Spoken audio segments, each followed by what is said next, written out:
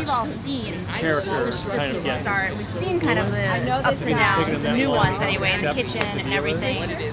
But this Chef Jeff, which I love, by the way. It's so fun. How does that relationship grow? I mean, do you guys? He seems like he's already kind of taken an understanding.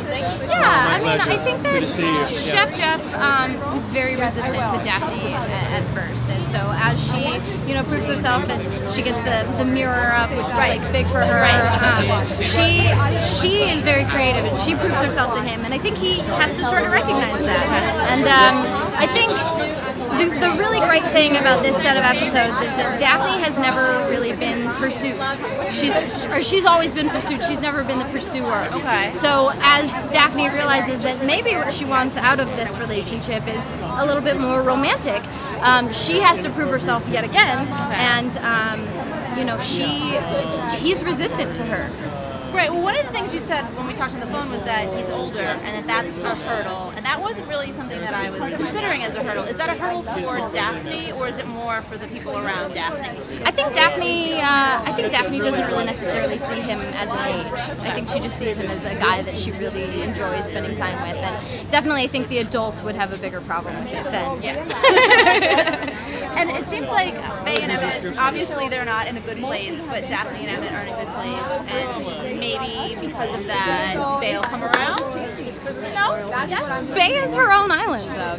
Bay is... But he's around physically more because, Daphne invited him to the house. And... That's true. And Bay did defend Emmett, as, we saw with Toby. But I think, there's always going to be some sort of connection with the two of them, that they were each other's first love, and I think there's something really sweet and something really special. But I don't know. I think that Bay is pretty resistant, and she's, as we know, very stubborn. But do you think she has a right to be? Do you believe in the whole once a cheater, always a cheater, or does Daphne believe in it? I think Daphne has forgiven Emmett, and I think Daphne has hope for Bay and Emmett. Okay. What's going on with basketball? Anything, or is the focus mostly on... This episode's mostly in the kitchen, so, that's definitely, in the back of Daphne's mind. Okay, maybe it's not the right season. Exactly. Okay. Yeah. Have you had a chance to read the book?